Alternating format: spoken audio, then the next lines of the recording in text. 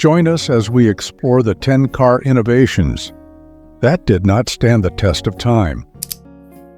The column shifter, also known as a steering column-mounted shifter, was a common feature in cars from the early to mid-20th century, particularly in the 1940s through the 1960s. This type of gear selector was located on the steering column, allowing drivers to shift gears without taking their hands off the wheel. Bench seats were also very common. And with column shifters, they allowed more people in the front and let drivers get into the car safely from the passenger side of the curb and then slide over easily. Good times. No matter how many kids you had, you could fit them all into that one car, right? However, as automotive technology advanced and consumer preferences evolved, column shifters gradually fell out of favor. Floor-mounted shifters, which offered a sportier and more engaging driving experience, became increasingly popular among drivers seeking a more dynamic ride. Did you ever drive a car with a column shifter? Share your experiences in the comments below. Luggage racks were a practical addition to many cars during the 1950s and 1960s. They were typically mounted on the exterior of the vehicle, providing extra storage space for luggage, sports equipment, or other bulky items during road trips or vacations. Imagine loading up the family station wagon with suitcases, camping gear, and bicycles for a cross-country adventure with everything securely strapped to the luggage rack on the roof. Luggage racks were a lifesaver for travelers, allowing them to maximize interior space and ensure a comfortable journey for everyone on board. One iconic car model that often featured luggage racks was the Chevy Nomad and Plymouth Fury Sport, suburban stylish and versatile station wagons that were popular among families and outdoor enthusiasts alike. Share if you remember sitting backwards in a station wagon with no seat belts. As culture changed, many modern cars now come equipped with ample cargo space and innovative storage solutions, reducing the need for additional racks on the roof or enormous luggage racks at the rear. In contrast, older cars often had those huge luggage racks at the back, like the 1960 Chevrolet Nomad, providing extra space for all sorts of gear. Window cranks were a staple in cars of the past, mounted on the interior door panels, allowing passengers to manually roll the windows up or down with a simple turn of the crank handle. The beauty of the window crank was its simplicity yet effectiveness in giving drivers and passengers control over airflow and ventilation inside the car. One notable advantage of window cranks was their mechanical simplicity and reliability. Unlike power windows, which rely on electrical components and motors that can malfunction over time, manual window cranks were durable and easy to maintain, making them a popular choice among car manufacturers and consumers alike. And who could forget the satisfying click-clack sound they made as you rolled the window up or down? A nostalgic reminder of simpler times. Today, power windows have become the norm in modern cars, offering drivers and passengers greater convenience and control at the touch of a button.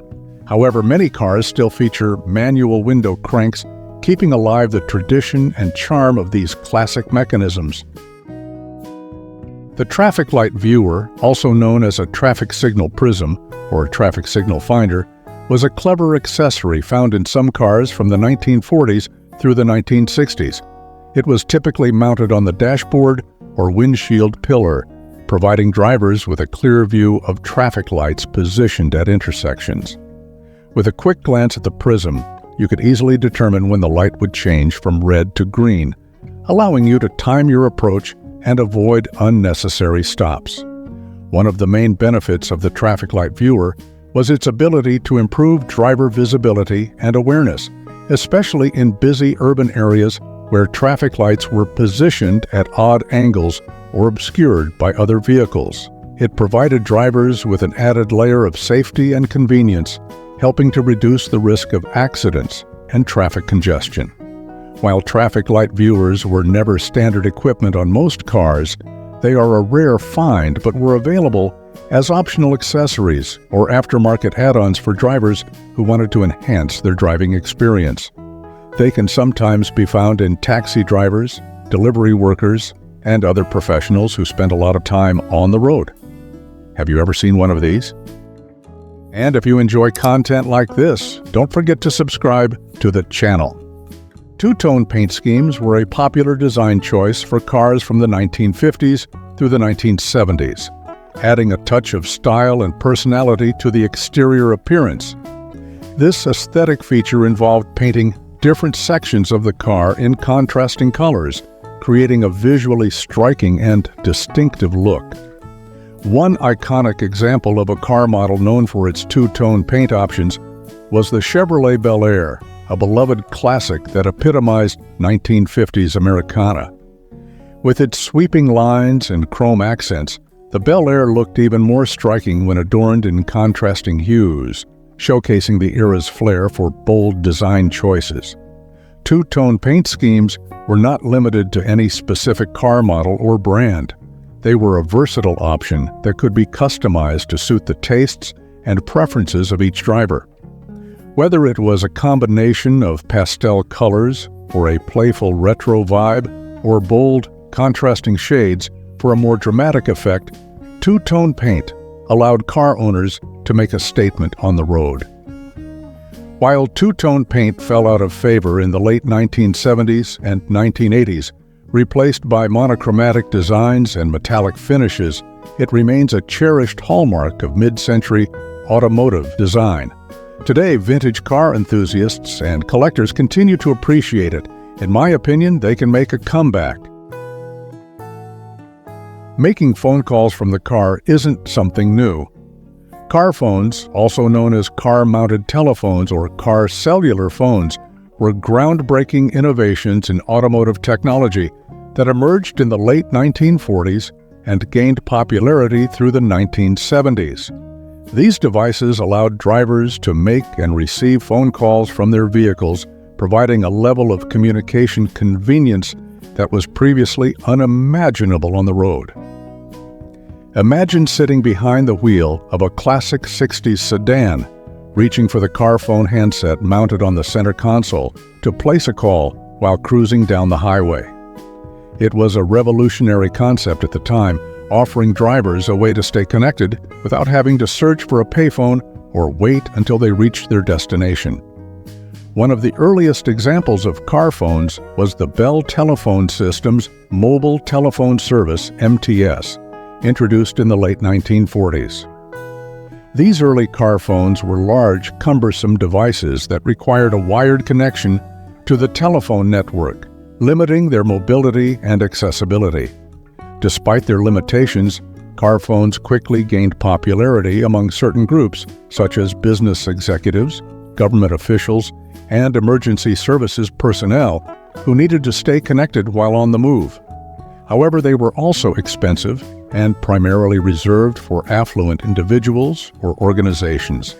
As technology advanced and cellular networks became more widespread in the 1980s and 1990s, car phones evolved into more compact and portable devices, eventually paving the way for modern mobile phones.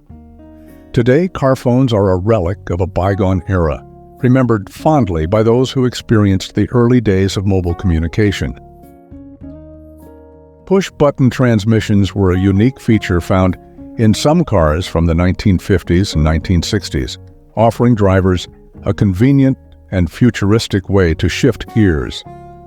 Instead of a traditional gear shifter, these cars were equipped with a panel of push buttons located on the dashboard or center console, each corresponding to a different gear. Imagine sitting behind the wheel of a car, your fingers hovering over the array of push buttons as you prepare to shift gears with just a simple press. Push-button transmissions were praised for their ease of use and ergonomic design, offering a smooth and intuitive driving experience for motorists of the era. However, they were also met with some skepticism and concerns about reliability, as the complex mechanical systems required for their operation could sometimes be prone to malfunctions. Despite their initial popularity, push-button transmissions eventually fell out of favor as automotive technology evolved. They were gradually replaced by more conventional gear shifters and automatic transmission systems, which offered greater simplicity and reliability for drivers. Pop-up headlights, also known as hidden headlights or retractable headlights, were a distinctive feature found in many cars from the 1960s through the 1990s. These headlights were mounted on a motorized mechanism that allowed them to be concealed within the body of the car when not in use, giving the vehicle a sleek and aerodynamic appearance. Pop-up headlights were not just a stylistic choice. They also served a practical purpose by reducing drag and improving aerodynamics at higher speeds. By concealing the headlights when not in use, car designers were able to create sleeker, more streamlined body shapes that enhanced performance and fuel efficiency. Despite their popularity and functional benefits, pop-up headlights eventually fell out of favor as automotive design trends shifted towards more minimalist and practical aesthetics. During the 1950s, tailfins became an iconic feature of American automobiles, symbolizing the optimism and innovation of the post-war era. These large fin-like protrusions at the rear of the vehicle were inspired by the sleek lines of fighter jets and rockets, representing a fusion of automotive design and space-age aesthetics. Tailfins were more than just a stylistic choice. They were a cultural phenomenon that captured the imagination of the American public. Car manufacturers competed to produce the largest and most elaborate tailfins, with each new model year pushing the boundaries of automotive design to new heights. However, as the 1960s approached, automotive design trends began to shift towards more streamlined and understated aesthetics. Tailfins gradually fell out of favor, replaced by cleaner and more minimalist design elements. Woodies cars were a beloved symbol during the 1940s and 1950s. These vehicles featured wooden exterior panels, typically made from hardwood such as maple or ash, which gave them a distinctive and rustic appearance. While Woodies were originally designed for practical purposes such as hauling passengers and cargo, they quickly gained popularity as stylish and fashionable vehicles. Car manufacturers embraced the Woody trend, producing models with sleek lines and elegant wood trim that appealed to families and outdoor enthusiasts alike. However, by the late 1950s, changes in automotive manufacturing and design led to the decline of Woodies cars. Steel-bodied station wagons became more prevalent, offering greater durability and affordability compared to their wooden counterparts. Today, Woodies remain a cherished part of automotive history. Thanks for watching,